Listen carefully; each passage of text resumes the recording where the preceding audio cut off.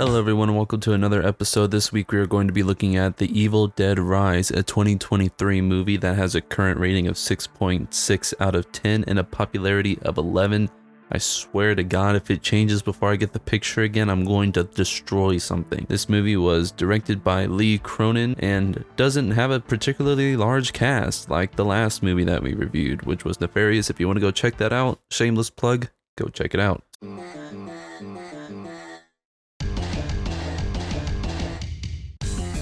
So jumping right into it here, we're just going to go right on ahead, and one of the very first shots we see is this kind of coming in shot, which is very reminiscent of all the other Evil Dead movies where there's some evil force that's flying through the air, but it turns out that it's just a drone because I guess it's the modern day and we have drones now. We're immediately introduced to the three characters of Teresa, Caleb, and Jessica.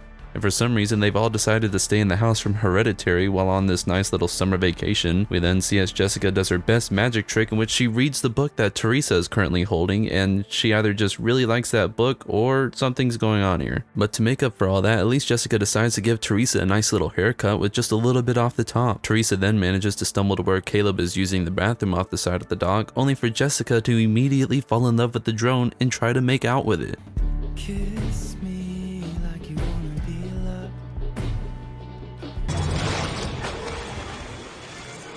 We now see that Jessica definitely has some sort of desire with taking a little bit off the top, as we now see Caleb has had all of it taken off the top. But none of that matters anymore because now we flash back to one day prior to where we meet our main character Beth, who seems to be in a 5-star hotel at the moment, where she also finds out that she's preggers, although that's not revealed to us just yet. Spoiler alert. We're then introduced to the most edgy family ever, as the mom is a tattoo artist, the daughter likes to go to protests, and I don't know if it's a boy or a girl or whatever they are, is addicted to loud music, and the daughter likes cutting the heads off of a baby doll, so definitely a well-adjusted family here. But in complete contrast to the edgy family, we have the two characters that I probably like the most throughout the entire movie, mainly because I see myself in them, as I also agree that there are no bad Freddy movies. Even the shitty ones. There aren't any shitty ones. My man! We also see though that the mom is dyeing her hair red, which obviously means she has to be the main villain of this movie because we all know that redheads have no soul. This disease is called gingivitis, and it occurs because ginger kids have no souls. But look who's come to visit, it's Aunt Beth, yay! We also find out that they're going to be evicted soon because the building sucks. Woo! Los Angeles, baby! Did you drink snake blood? Hey, that's culturally insensitive.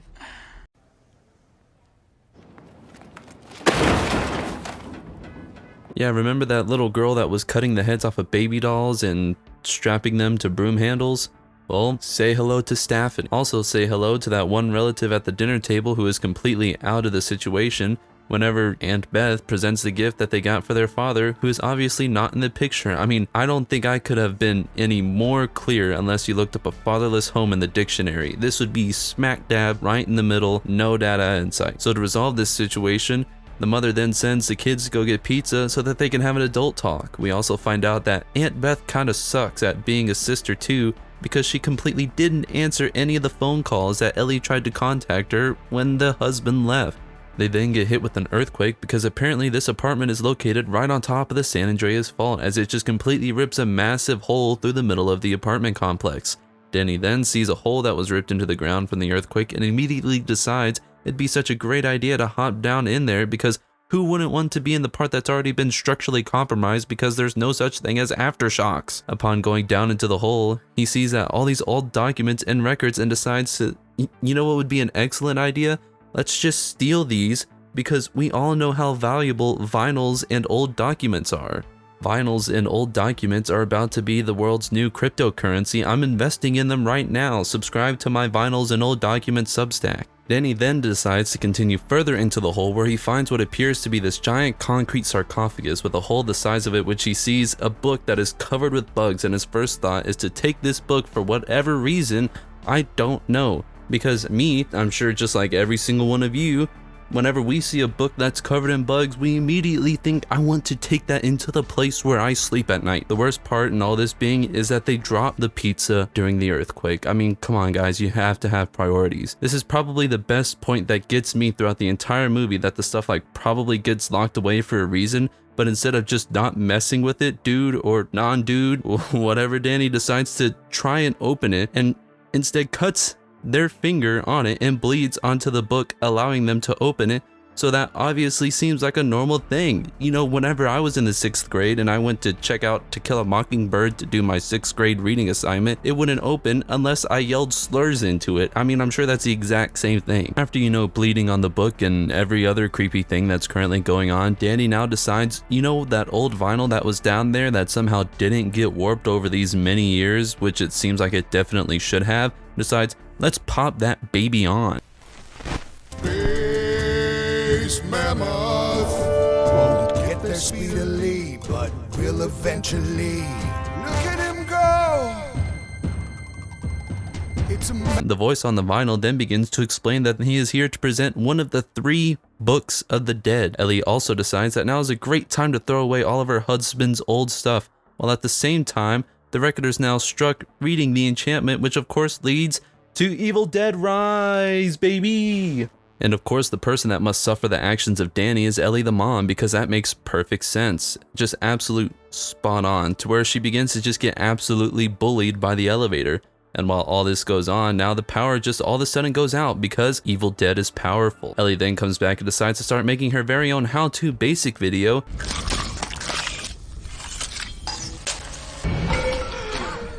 And she explains how she had a beautiful dream of cutting open her children and living inside them. Much like that one scene from Star Wars, maybe she's just a big Luke Skywalker fan. Although we do seem to have a short moment as to where Ellie is able to speak directly to them, saying that it's in me, before being very, very sick, even asking Beth in her dying words, "Don't let it take my babies." Of course, the elevator isn't working because it was just possessed, and it just so happens that the stairs are no longer stairs. Because out of all the structural integrity that managed to get destroyed in the earthquake, it was specifically the parking garage and the floor 13 stairs. So are you telling me that floors 1 through 12 and even 14 through 17 all are made with concrete, but for some reason we made floor 13 out of toothpicks, popsicle sticks, and Elmer's glue? Yes sir, that would be correct. It was right here in the plans, and we did it accordingly. Are the toothpicks and popsicle sticks at least recycled? Yes sir, they are completely recycled, and we even got them from the local recycling plant. They came from impoverished homes, and they are also, you know, perfect. As long as it's recycled. This is LA, they'll eat that up. Perfect, beautiful. Johnson, you're getting a promotion. Kiss me. So with nowhere else to go, they decide to take the body back into her room, where they begin to pray over the body. Ellie then appears to sit up Undertaker style as they find out that she's burning up, so they decide to take her and put her into the bathtub, where she begins to convulse and turn into Spider-Man, before falling back into the water and telling them that mom is with the maggots now. She then proceeds to stab Beth through the hand with a piece of mirror, and this is kind of where some of the inconsistencies start. Don't worry, we'll come back to this though, so put a bookmark in it and just don't forget it. She then proceeds to grab the homemade tattoo machine and tattoos a line on the side of Bridget's face. She must have been going for that Mike Tyson, but clearly doesn't have the artistic chops. And remember what I just said about the inconsistency started? She just tattooed a line on the side of Bridget's face, and keep that in mind. She stabbed Beth through the hand and tattooed a line on Bridget's face. And if you've seen any of the other Evil Dead movies, you would know that it wouldn't be an Evil Dead movie per se if there weren't some weird and odd death scenes. Well, this movie decided to get them all out of the way in 2 minutes, as Ellie decides to turn one of Gabriel's eyes into a Whopper.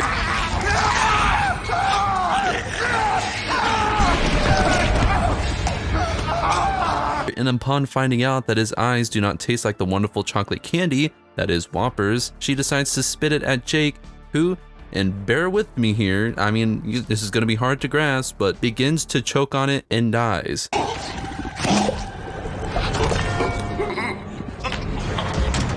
Ellie then tries to get back into the room, but is unable to, as Beth has locked it and put the dresser behind it.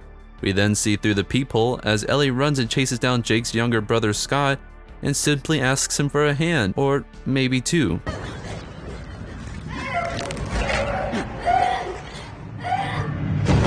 But don't worry, because Gabriel's not dead yet, but now he is.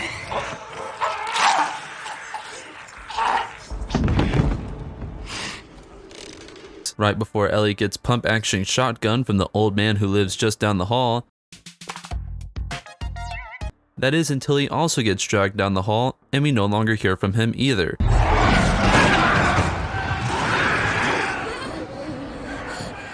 Bridget then confronts Danny about the fact that Mom kinda looks like the same thing from those that came out of the book, to which Danny responds with saying, "It wasn't my fault." Stop the cap. When rightly so, Bridget says, "It was your fault, Danny, because it was your fault." Danny then decides it's a great idea to show Beth the book, all while Bridget is seemingly spacing out. We hear as Ellie tries to lure Cassie to the front door, which Cassie falls for because she is indeed a child, while at the same time Bridget is now looking at her wound in the kitchen only to see that it looks like it's kind of infected now. This is what I was talking about earlier when I said some of the inconsistencies.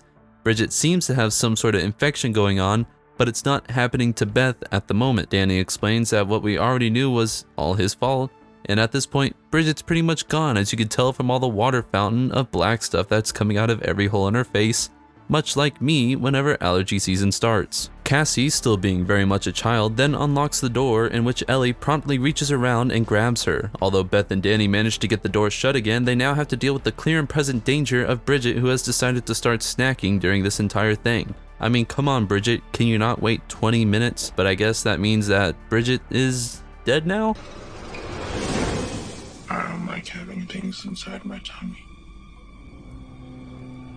And I don't know, at the same time, I don't really find Bridget to be like an intimidating figure like the mom. Like, the mom seems super creepy, not just because she's redheaded and has no soul, but she plays the part really well. But Bridget, I just look at them and go, is this supposed to scare me? Because it's not, this is clearly a child. But Cassie then uses Stephanie and finishes the job on Bridget. But thankfully, since Beth knows how to do absolutely everything because she's a stage manager for a rock group, she somehow knows how to completely hardwire a tattoo system and turn it into a generator for the record player so that she can listen to the records and hopefully find out more about what's going on. While Beth is listening to the other two records, we see that Ellie is managing to crawl through the ventilation system, while at the same time, Bridget has now turned into Chris Angel and is flying.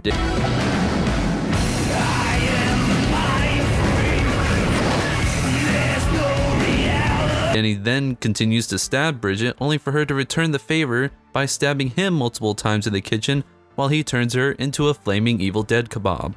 Beth now sees that Ellie is right behind her, only for Ellie to do the Lilo and Stitch record thing and play the record out of her mouth. You can really see the inspiration from the Lilo and Stitch movies come forth into the foreground. Danny now proceeds to die after having been stabbed like 20 times in the chest. I'm sorry, Cassie.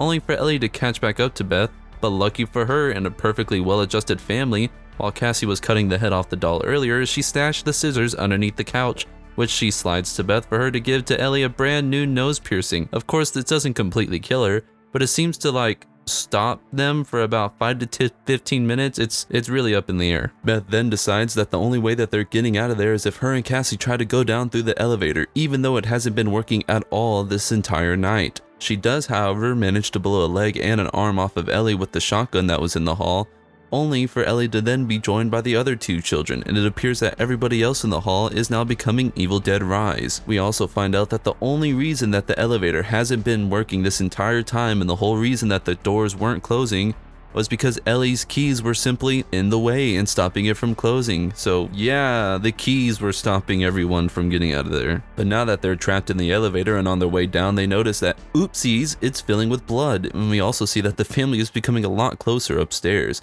And just as the elevator was about to be almost completely filled with blood, we can see that the scene that closely resembles that of The Shining, where the doors open and all the blood comes rushing out, well, so does Beth and Cassie.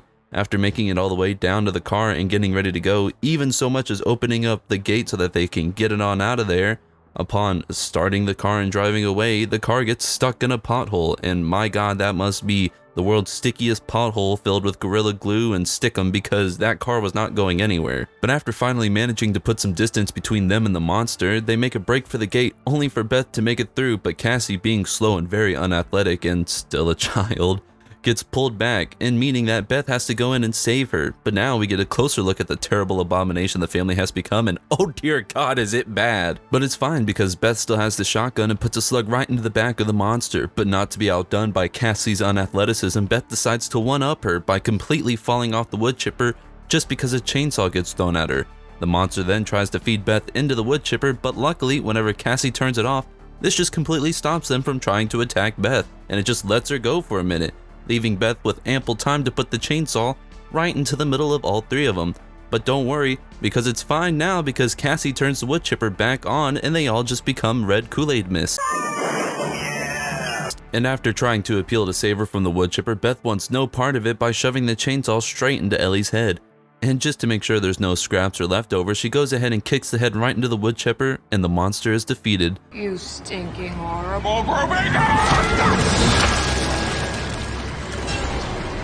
Allowing Cassie and Beth to walk out freely. And now you may be asking yourself, why did this movie start off in some random lake? Well, it quickly answers that question for you because you know how there were all those shotguns and people yelling and, you know, the entire stairs collapsing on the 13th floor? Well, apparently Jessica, who lives just like 1 or 2 floors down, heard absolutely none of it as we pick up on her getting ready to go pick up her boyfriend and her friend to go meet them at the lake. And she's absolutely completely oblivious to the fact that there's blood and guts everywhere until she just so happens to see the blood-covered car behind her.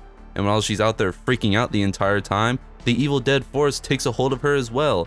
And out of absolutely everything in this movie, this is probably the most confusing part to me, even more than the infection thing, because now it implies that the evil possession monster thing took control of her, got into her car, went to pick up her friend, probably even went and ordered Starbucks, and then went to the cabin, and only once they were at the cabin a day later did they begin to do anything that happened, which makes no sense, but I guess that's the magic of the Evil Dead Rise.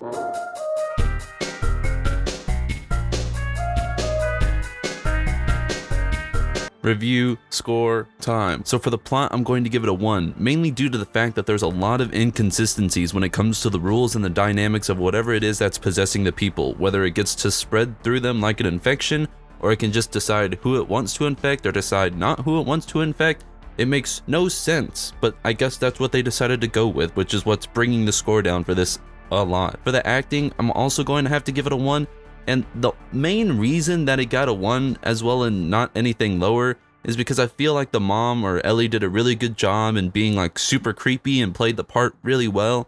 I just never really bought any of the actions or the way that any of the other children were supposed to be creepy, or like as soon as Bridget got possessed, I'm like, is this supposed to be scary? Am I supposed to be scared right now? So to me, the acting in general just didn't really good job of convincing me of really anything. The cinematography, I'm going to go ahead and give it a 2.5. I feel like they did a really good job with some of the shots in there, especially the close-up face shots with the stuff in the background, how they kind of did a little blur, and it really kind of adds that field of depth, and a lot of the effects and everything they used in it came across as really genuine, and it didn't come off as incredibly cheesy or CGI, so I feel like they did a great job on that. And for the bonus point, it's going to be a big fat absolute 0. I felt like the characters really weren't that believable. The only ones that really seemed to have any definition to them was Beth. Like I said, Ellie did a good job, but the kids really seemed just to be thrown in there to be some sort of an add-on piece for you to feel bad about.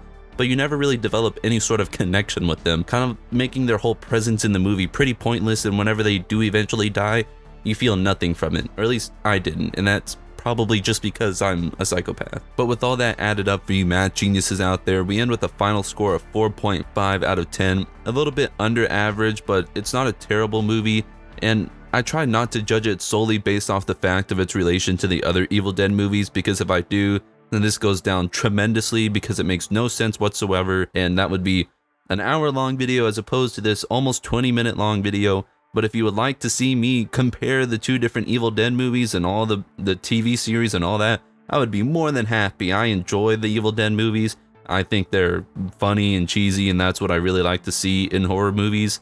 So if you want to see that, leave a comment. If you have any other movies you'd like for me to review, comment those as well.